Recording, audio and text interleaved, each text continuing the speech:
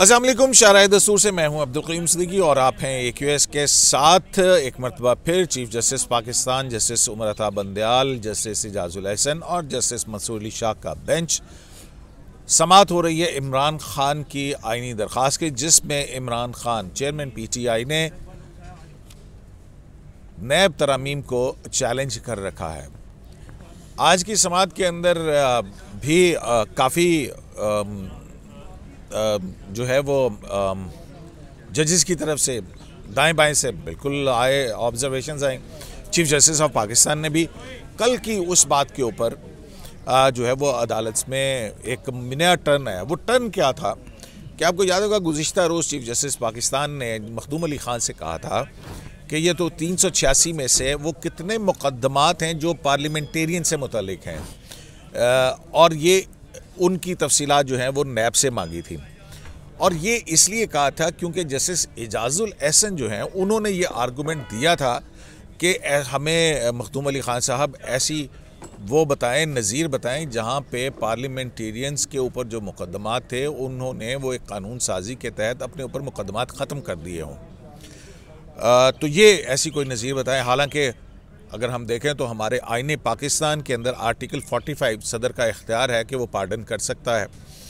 तो ये तो आइन के अंदर दिया हुआ है, उसमें कहीं नहीं लिखा कि किसी पार्लियामेंटेरियन को अगर सज़ा हो तो उसको पार्डन नहीं की जा सकती है। एनीवेज, तो आज की जो समाअत थी उसमें जब चीफ जस्टिस पाकिस्तान मखदूम अली ख़ान दलाइल दे रहे थे और अपने दलाइल के दौरान में उन्होंने ये नुक्ता उठाया कि जो इमरान खान जो दरख्वास्त गुजार है, इसकी हुकूमत के दौरान 5 ऑर्डिनेंसेस जो हैं वो नैब तरामीम के हवाले से आए, और जो एक्ट पास हुआ है 2022 का नैब का अमेंडमेंट एक्ट, दरअसल ये एक उस कानून साजी का एक तसलसल है। वो 5 ऑर्डिनेंसेस भी शामिल हैं। और यहाँ पर आज वफाकी हुकूमत के वकील मखदूम अली ख़ान ने एक गुगली फेंकी, और वो गुगली ये थी, उन्होंने कहा कि आपने कल 386 में से ये पार्लियामेंटेरियंस के तो मंगवाए हैं कि किन के मुकदमात ख़त्म हुए, अदालतों में रेफरेंस वापस हुए। ज़रा ये भी देख लीजिए कि इमरान खान जो दरख्वास्त गुजार है, जिसने अपनी हुकूमत के दौरान 5 नैब तरामीमी ऑर्डिनेंस जारी किए, उन ऑर्डिनेंसेस के ज़रिए किस किस का मुकदमा ख़त्म हुआ, वापस हुआ और इक्विटल हुई। तो इस पर जो है वो अदालत ने नैब से भी ये तफसीलात मांग ली हैं, और आज की समाअत के अंदर क्या कुछ हुआ उस पर बात करेंगे। और नासिर इकबाल साहब, एक बड़ा वाक़या हुआ आज जब यही गुफ्तो शुनी चल रही थी और मखदूम अली ख़ान साहब जो हैं वो अपने इस आर्गूमेंट को बिल्डअप कर रहे थे। तो ऐसा क्या हुआ था कि मखदूम अली ख़ान जो हैं उन्होंने जस्टिस इजाजुल एहसन के एक ऑब्जर्वेशन के ऊपर ये कहा कि मेरा जो यहाँ पे पेश होने का तजर्बा है, मेरा ख्याल है कि अदालत की, आपकी जस्टिस इजाजुल एहसन साहब, आपकी जो ऑब्जर्वेशन है ये टेंटेटिव नेचर है, यानी कि आर्जी नौयत की है, ऐसे ही आप सवाल पूछ रहे हैं। तो मखदूम अली ख़ान साहब ने को ये क्यों कहना पड़ा, ऐसा क्या कहा था इजाजुल एहसन साहब ने? शुक्रिया क़य्यूम साहब। असल में जस्टिस इजाजुल एहसन साहब ने जो ऑब्जर्वेशन दी वो कोई नई ऑब्जर्वेशन नहीं है, ये वही ऑब्जर्वेशन है जो पहले भी कई दफ़ा दे चुके हैं। और वो बात यही कह रहे हैं कि जब आपने डेफिनेशन और जो रिक्वायरमेंट है जो नेशनल अकाउंटेबिलिटी ब्यूरो की, उसकी जो ऑर्डिनेंस में सारा चेंज कर दिया है, तो फिर अब एक्विटल इंतहाई मुश्किल हो गई है। तो आप मुझे ये बताएं, कन्विक्शन इंतहाई मुश्किल हो गई है, और कोई प्रूफ हो ही नहीं सकता ट्रायल में, क्योंकि सारी रिक्वायरमेंट बदल गई है, स्टैंडर्ड ऑफ प्रूफ बदल गया है। 5 करोड़ से अब आपने नीचे कर दिया है, उसमें 10 रुपये का भी फ़र्क होगा या 100 रुपये का भी फ़र्क होगा तो वो केस नीचे चले जाएंगे। अकाउंटेबिलिटी कोर्ट में तो वो चीज़ नहीं आएगी, और अकाउंटेबिलिटी कोर्ट किसी को सज़ा नहीं दे सकेगी, और उसको अकाउंटेबिलिटी कोर्ट को मजबूरन वो केस ट्रांसफ़र करना पड़ेगा टू द रेलेवेंट ऑफेंस को। आपने रीडिफाइन कर दिया। उनका ये कहना था कि दूसरी तरफ का ये आर्गूमेंट है, ये दूसरी तरफ का आर्गूमेंट है। अच्छा। लेकिन इस पे ज़ाहिर है जस्टिस इजाजुल एहसन मखदूम अली ख़ान साहब ने कहा कि मेरा जो एक्सपीरियंस है, आई एम श्योर कि ये एक टेंटेटिव इन नेचर की आपकी ऑब्जर्वेशन है, जिस पे जस्टिस इजाजुल। तो ये क्यों कहना पड़ा उनको, मुझे ये समझाएं। असल में जस्टिस जो मखदूम अली ख़ान साहब है वो ये कहना चाह रहे हैं, ये मेरी कोशिश है कि जो इम्प्रेशन ये क्रिएट किया जा रहा है ये इनकरेक्ट है। आप इस लॉ को दूसरे एंगल से भी देखा जा सकता है। और उनका ये भी कहना था कि मेरी ये कोशिश है कि आप इसको इस नज़र से ना देखें कि ये मुश्किल बना दिया गया या ट्रायल अब मुमकिन नहीं रहा, या आप ये देखें कि अकाउंटेबिलिटी कोर्ट के अंदर जो 5 ऑर्डिनेंसेस पिछली हुकूमत में आए थे, तो बहुत सारे लोगों के उस वक्त भी तो केस एक्विट हुए हैं, मतलब उनकी एक्विटल हुई है ना। आप ये देखें वो कौन किस ने एप्लीकेशंस फाइल की थी जिसके तहत उनके जो केसेस या तो एक्विट हो गए या रिजेक्ट हो गए, जो भी है। लेकिन नहीं, वो मुनासिब बात ठीक है, हमें भी पता है कि जजेस की तरफ से जब जो रिमार्क्स आते हैं वो टेंटेटिव इन नेचर होते हैं, लेकिन बिलखुसूस इस पर मखदूम अली खान साहब इज़ वेल नोन लॉयर हैं, बहुत बड़े वकील हैं, उनको ये कहने की ज़रूरत क्यों पेश आई? और उस पर फिर एजाजुल एहसन साहब ने क्या कहा, ये बताएं। नहीं, एजाजुल एहसन साहब ने तो बार कहा कि जब पहले ये बताएं कि ज़रूरत क्यों पेश आई। देखें कि ये एक्सप्रेशन किस किस्म का कि कहीं अदालत के इस को कोई गलत रंग दिया जा रहा था, क्या था, मतलब मुझे समझ नहीं आई। देखें, जस्टिस एजाजुल एहसन साहब तो पहले दिन से एक ही बात बार बार कर रहे हैं ना, ऑब्जर्वेशन है उनकी, क्योंकि जस्टिस मंसूर अली शाह साहब डिफरेंट है उनका एंगल। वो ये कहते हैं कि जो काम पार्लियामेंट कर रही है हम क्यों करें, और एक ऐसा पॉलिटिशियन जो पार्लियामेंट में जाना नहीं चाहता वो एक पटिशन लेके आ जाता है, तो हम क्यों। मंसूर अली शाह साहब की भी ऑब्जर्वेशंस आ रही हैं, मंसूर अली शाह साहब की ऑब्जर्वेशंस आ रही हैं, लेकिन मंसूर अली शाह साहब की ऑब्जर्वेशन पे या चीफ जस्टिस की ऑब्जर्वेशन पे मखदूम अली खान साहब ने ये नहीं कहा कि माय लॉर्ड मेरे एक्सपीरियंस के मुताबिक आपकी ऑब्जर्वेशन जो है वो टेंटेटिव नेचर है। एजाजुल एहसन साहब के हवाले से ऐसा क्या उनको शिकवा है? नहीं, देखें, एक तो कल एजाजुल एहसन साहब ने, जस्टिस एजाजुल एहसन साहब ने उनसे पूछा था, कहा था ना कि मुझे आप एक प्रेसिडेंस बताएं दुनिया में कि कहीं किसी भी मुल्क में ऐसा पॉलिटिशियन जो फेस कर रहे हैं ट्रायल और एलिगेशन ऑफ करप्शन फेस कर रहे हैं, उन्होंने एक ऐसा लॉ बना दिया जिसमें वो अपने आप को उन्होंने एक्सोनरेट करवा दिया।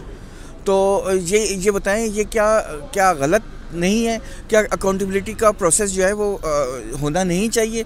उन्होंने ये भी कहा था कि क्या ये बात नहीं है कि पार्लियामेंटेरियंस वापस जाएं। कल जो सवाल किया गया था ना कि पार्लियामेंटेरियंस अगर वापस चले जाएं, तो उन्होंने कल ये भी बात कहा था कि ये एक नेशनल कंसेंसस नहीं बन सकता अकाउंटेबिलिटी एक बुरी चीज़ है, और तमाम पार्टीज़ मिल बैठ के इसको डिस्कस करें, थॉरली डिबेट करें और ये तय करें कि अकाउंटेबिलिटी जो है वो कैंसर है, मुल्क के लिए नुकसानदेह है।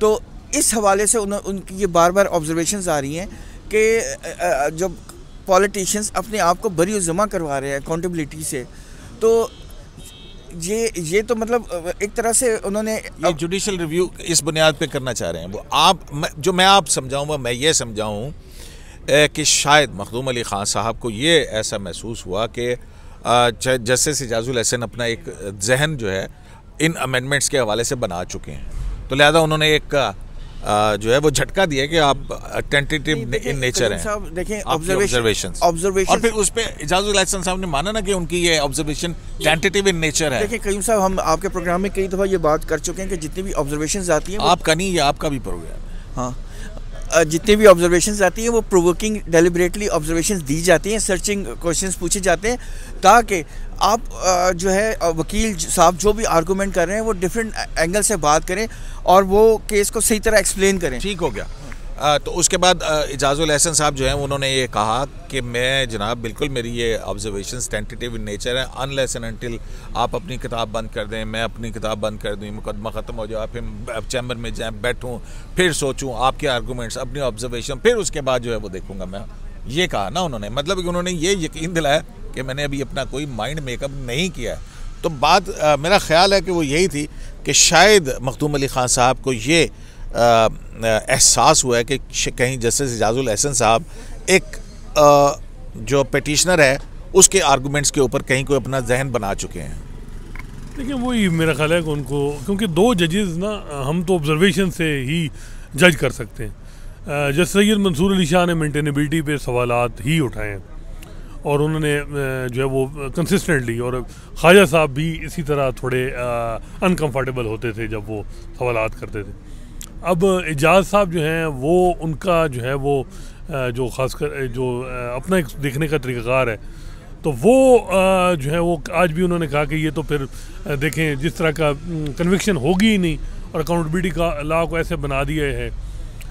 और आज भी वो उसको फिर उन्होंने कहा कि आप, मेरा ख्याल है कि मैं आया ही इस वजह से हूँ कि आप परसू होंगे मेरी बात पे, और जो अमेंडमेंट हैं वो मैं आपको बताऊंगा कि इनके पढ़ने का और तरीका भी है कि ये इसका और मतलब भी है। एक मतलब तो जो है आपको पटिशनर साइड ने बता दिया कि ये है, लेकिन दूसरी साइड का मैं बताऊंगा कि ऐसे नहीं है कि जी ये सारे लोग जो है बरी हो जाएंगे और बिल्कुल केसेस ख़त्म और ये बात है। लेकिन एक चीज़ अच्छा, इसमें एक जो बात की है आज मखदूम अली खान साहब ने कि पीटीआई के दौर हुकूमत में, इमरान साहब की हुकूमत के दौर के अंदर जो 5 ऑर्डिनेंसेस आए हैं, उन ऑर्डिनेंसेस के तहत भी तो मुकदमात ख़त्म हुए हैं। वो कौन कौन से हैं? एक तो शौकत तरीन साहब तो हैं जिसका कल आपने डिस्कस कर लिया था। एक ही केस है शौकत तरीन का, क्योंकि अच्छा वो पर्सन स्पेसिफिक मेरा ख्याल है ऑर्डिनेंस था, वो आना नहीं चाह रहे थे। वो कह रहे थे कि मुझे पहले आप जो है वो मेरा केस जो ख़त्म हो फिर मैं आऊँगा। ये क्योंकि इमरान खान आपको पता है मोना सिलाई को भी वज़ीर नहीं बनाना चाह रहे थे, बाद में खैर वो अब उनको सुना है कि पंजाब का सदर भी बना रहे हैं। तो ये यू टर्न तो रहती पीटीआई लेती है। इन्होंने फिर मतलब वो जो नहीं काम कर सकते थे, कानूनी रुकावट होती थी, एक ऑर्डिनेंस आता था, वो आर्जी तौर पर रुकावट दूर की, फिर ऑर्डिनेंस खत्म कर दिया जाता था। लेकिन मेरे ख्याल में जितना मैं समझाऊं पीटीआई को, पीटीआई कहेगी जी ठीक है वो ऑर्डिनेंस भी हमारे गलत है, बेशक ख़त्म कर दें। उनको क्या है, वो तो पहले लैप्स हो चुके हैं। चाहे जो भी देखें, वो इमरान खान साहब के लिए अभी इस वक्त एक इशू है वो तोशा खाना। वो तो अभी मेरा ख्याल है नैब में तो नहीं है वो केस नैब का, क्योंकि 50 करोड़ से ऊपर उनको ये बेनिफिट है कि जी इतना तो है नहीं, पैसे ही नहीं है, कोई 10-12 करोड़ हैं तो वो नहीं जा सकता। हाँ, एक वो जो एमनेस्टी वाला केस है वो 2002 का केस है कि जी कोई इन्होंने एमनेस्टी अवेल की और वो नैब अगर उसको छानबीन करे। अदरवाइज़ मेरा ख्याल है कि अभी तक क़य्यूम साहब जो जस्टिस एजाजुल एहसन साहब के कंसर्न है ना वो दूर नहीं हो रहे, और उनके कंसर्न यही हैं कि जी, और चीफ साहब भी कहते हैं कि यार बैलेंस रखना है, हमें प्रोसिक्यूशन के राइट को भी देखना है। एक राइट है एक्यूज़ का, वो तो सिक्योर हो गए, लेकिन प्रोसिक्यूशन के भी राइट होने चाहिए कि ताकि वो अपना केस साबित कर सकें। ऐसा उनके 2 जजेस के ज़हन में है कि जी ऐसी अमेंडमेंट आई हैं ताकि केस ही साबित ना हो सके। और जिस तरह आज ओमनी ग्रुप के बताया जा रहा है कि रेफरेंस वापस हो गया है, और आपको पता है ये केस कौन से हैं ओमनी ग्रुप के, जो सुप्रीम कोर्ट ने इनिशिएट किए थे, JIT वाले साकिब निसार और एजाजुल एहसन साहब आथर हैं। तो मेरा ख्याल है कि सुप्रीम कोर्ट जो है वो अभी तक जो मुझे लग रहा है कि वो कन्विंस नहीं हो पा रही, मेजॉरिटी जो मैं करूँ। मेजॉरिटी आपके ख्याल साहब देखें, आज तक जो सुप्रीम कोर्ट में जो केसेस, कौन सा केस प्रूव हो जाता है? देखिए नीचे ट्रायल में जाके तो केस पे उस पर नहीं चलता ना कि ये सुप्रीम कोर्ट की डायरेक्शन है, उस पर तो आपको फैक्ट्स पे चलेगा। तो सुप्रीम कोर्ट खुद लिखती है कि without prejudice to the proceedings of the Supreme Court, वो तो आपको आप आर्टिकल 10 ए वायलेट करेंगे ना अगर आप प्रेजुडिस कर देंगे किसी का। पॉलिटिकल इंजीनियरिंग का हाँ जी, नासिर साहब खबर आई है पनामा में यही था कि जब बेल मिली शरीफ मरियम नवाज को, नवाज शरीफ को, तो खोसा साहब की ये ख्वाहिश थी कि ये अपीलें जल्दी डिसाइड हों और मेरे होते हुए सुप्रीम कोर्ट में आ जाएं ताकि पक्का ही काम करिए। लेकिन वो हाई कोर्ट में फिर वो ख्वाजा हारिस साहब चलाक निकले। ख्वाजा साहब थे या हाई कोर्ट के जजेस, जो उन्होंने भी कहा कि जो अपने नंबर पे देखेंगे, उन्होंने इनडायरेक्टली भी लोगों को कहा कि यार क्यों नहीं अपीलें डिसाइड कर दे, अपीलें डिसाइड करन, बेशक क्विट करें जो ताकि ऊपर आए हमारे पास, और हम ये ताकि इनका कला कमा करें और जो भी। तो खैर देखें, सुप्रीम कोर्ट खुद ही इनमें उन केसेस में, चाहे JIT ये फेक अकाउंट हैं या ये केसेस हैं, इसी वजह से हम कहते हैं कि सुप्रीम कोर्ट मॉनिटरिंग और ये चीज़ें छोड़ दे। अब ये जो लॉ वाला मामला है क़य्यूम साहब, इसमें 386 केसेस वापस हुई हैं, रिटर्न हुई। अब आज जस्टिस सैयद मंसूर अली शाह ने कहा कि कोई भी स्कॉट फ्री नहीं होगा, और ये केसेस अपने रेलेवेंट, आज भी कहा उन्होंने, रेलेवेंट जो क्वार्टर साइड जो हैं डिपार्टमेंट या रेलेवेंट जो और इंस्टीट्यूशन है वहाँ जाएंगे। वहाँ जिस तरह टैक्स के मैटर हैं तो FBR में जाएंगे, वो वैसे भी नहीं जाने चाहिए।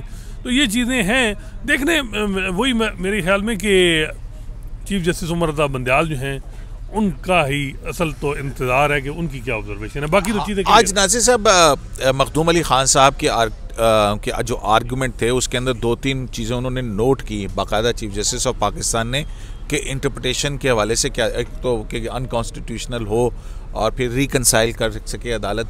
मतलब कि वो मखदूम अली खान साहब कह रहे हैं कि अदालत का काम किसी कानून को ख़त्म कर देना नहीं है, बल्कि और वो एक ऐसा जो कि कॉन्स्टिट्यूशनली ठीक तरीके से आया हो तो उसमें आप रिकनसाइल जरूर कर सकते हैं। उन्होंने चीफ जस्टिस साहब एक और भी पॉइंट आज नोट किया है कि जो मखदूम साहब के आर्गूमेंट है कि एक ऐसा बिल जो डिफीट हो चुका हो वो कोर्ट में कैसे ले सकते हैं अनलेस एंड अनटिल उसमें अनकॉन्स्टिट्यूशनैलिटी बिल्कुल clear on the face of it नज़र आ रही हो।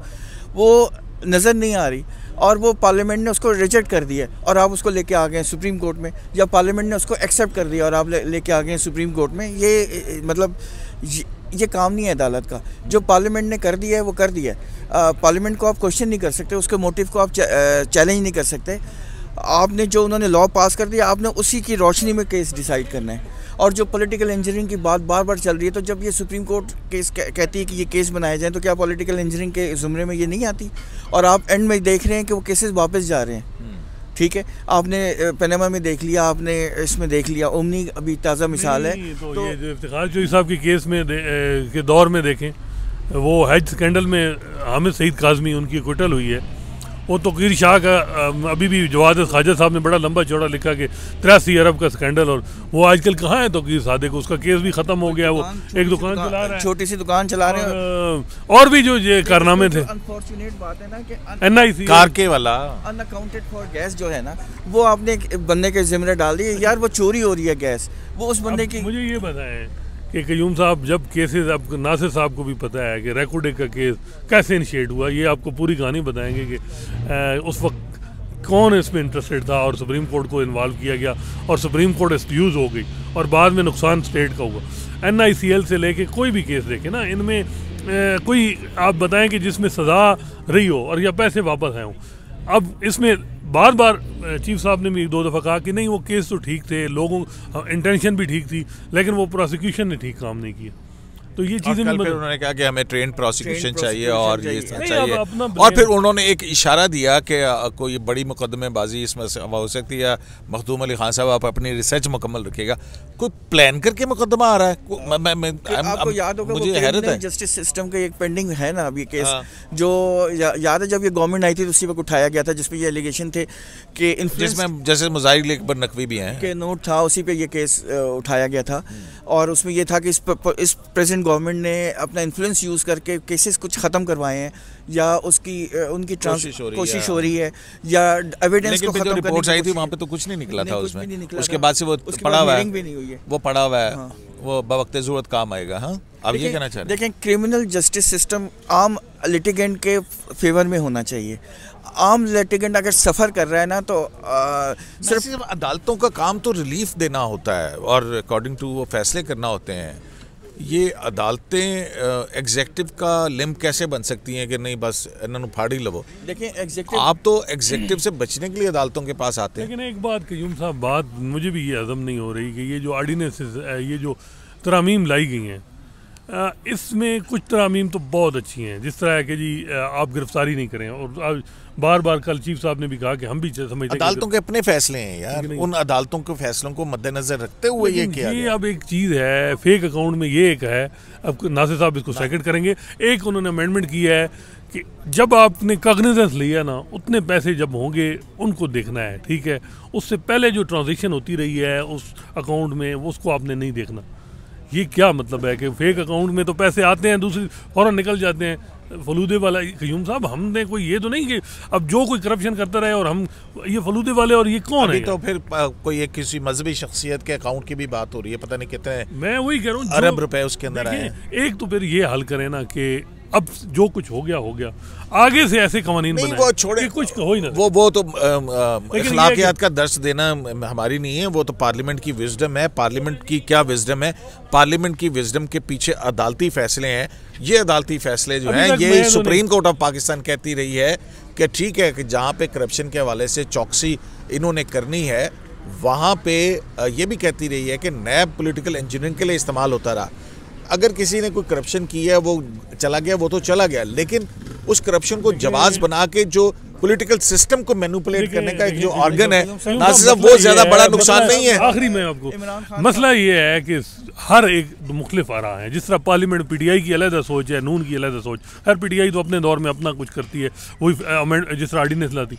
सुप्रीम कोर्ट में मसला ये है कि कुछ जजेस जो हैं जेन्युइनली फील करते हैं कि पॉलिटिकल इंजीनियरिंग होती रही है, एस्टैब्लिशमेंट ने नैब को इस्तेमाल किया, लेकिन जो 4-5 साल से जजेस जो हाई प्रोफाइल केसेस सुनते रहे, वो जेन्युइनली जो है वो उनके व्यूज़ डिफरेंट हैं। उनमें जैसे एजाजुल हसन साहब भी हैं जिन्होंने सवालात उठाते हैं। ठीक हो गया, ये असल इशू है। अच्छा, तो वो आज नासिर साहब चले, अपना पॉइंट ऑफ व्यू है, ये नहीं हो सकता कि हर जज एक ही पॉइंट ऑफ व्यू को लेके चले। नासिर साहब, पार्लियामेंट की भी तो एक कलेक्टिव विजडम है ना, कहीं पे तो खड़े हो आप। अच्छा बात सुने, एक जहाँ तक आपने स्क्रूटनी की बात की, तो फिर जो मिनिस्ट्री इसका फायदा उठाया था इमरान खान साहब ने अपने जो प्रॉपर्टी तीन मिनिस्ट्री स्कीम्स दी हैं उन्होंने, तो फिर आप उसको वो करप्शन को काले पैसे को जायज करना नहीं था। अगर आप ये नैब को क्वेश्चन करें तो फिर वो भी बनता है ना। ठीक है, लेकिन वो शेख अजमत ठीक हो गया। अच्छा जी, अगर बेंच की कंपोजिशन वाला चीफ जस्टिस से इख्तियार ले लिया जाए तो फिर मजा क्या है? नहीं, वो तो ये कहते थे कि सारी साइंसी बेंच दी कंपोजिशन चाहिए क्यों। अच्छा तो फिर अच्छा जब तक नहीं होगा मदर ऑफ ऑल रिफॉर्म। मैं ये समझता हूँ 15 साल में जितनी इंजीनियरिंग ये बेंचेस की कंपोजिशन में। अच्छा, अब आ जाए ना दूसरी तरफ आ जाए ना, अब दूसरी तरफ आ जाए आप, वो ये कि वो जो प्लाटों वाला केस था F11 F14 वाला, उस पे भी तो एक बेंच बना हुआ है। वो बेंच किसका, कौन है उस बेंच में? जैसे मुनीब अख्तर हैं, आयशा मलिक हैं और मोहम्मद अली मजहर साहब हैं। वो आज लगा था उसमें केस क्या हुआ? इनमें से वो जजेस हैं जो अभी ताज़ा एक तो जस्टिस मुनीब साहब तो एलिजिबल थे, उन्होंने मेरा ख्याल है अप्लाई नहीं किया प्लाट के लिए। इसके अलावा 2 जजेस हैं जैसे मोहम्मद अली मजहर और जस्टिस आयशा जो हैं, इनका इतना टेन्योर नहीं, क्योंकि यहाँ ये होता है कि F14-15 के प्लाट के लिए आपको कम से कम 2-3 साल करके चाहिए होते हैं। अब वो नहीं है, ये बेंच वो है जो बेनिफिशियरी नहीं है। जो 4 जजेस हैं जिन्होंने इनकार किया है, जिन्होंने कहा कि नहीं हम नहीं लेते, उनमें से जस्टिस काजी फाइज हैं, जस्टिस सैयद मंसूर अली शाह हैं, जस्टिस याहिया अफरीदी हैं और अतर मिनल्ला साहब तो वो तो बिलीव ही नहीं करते। वो कहते हैं कि यार ये तो सारा एलीट कैप्चर है। और अतर मिनल्ला साहब का ही फैसला है, हाँ फैसला है। और आज वो जो आज कहते हैं कि जी वो ओवर रीच और ये वो सो मोटो, अब इस मामले में सो मोटो याद आ जाता है कि जी एक जज ने जो है वो ओवर रीच की है। हालांकि उसने अपने ही कहा है कि यार हमें इतना पैसा मिलता है, हम किस तरह इंटाइटल हैं। लेकिन हमें फिर असल में जजेस का मसला ये है, जब इंटाइटलमेंट की बात आती है तो वो सिविल सर्वेंट बन जाते हैं कि जी सिविल सर्वेंट को ये इंटाइटलमेंट है 2 प्लाट। अब मुझे बताएं कि जो D12 में प्लाट मिला है कर्नर का, जो एक जज यहाँ से गाड़ी पे पीछे उसने 2 जो है वो पूरा एक स्क्वाड लेके गए और चेक किया और कहा कि नहीं यार ये नहीं, जो कर्नर वाला प्लाट है ना, प्लाट यार। फिर देखें। अच्छा साहब, फिर वो हुआ क्या प्लाटों के केस में? आज हुआ क्या, पेशरफ क्या हुई?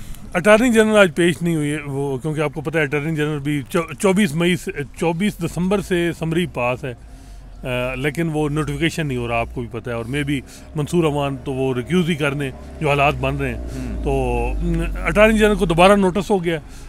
जो सेक्रेटरीज थे या जो गवर्नमेंट एम्प्लॉइज जिन्होंने दरखास्तें दी थी कि जी हम पार्टी बनने की, वो एक्सेप्ट हुई हैं। अच्छा, और 2 हफ्ते के लिए एडजर्न हो गया। 2 हफ्ते के लिए एडजर्न हो गया।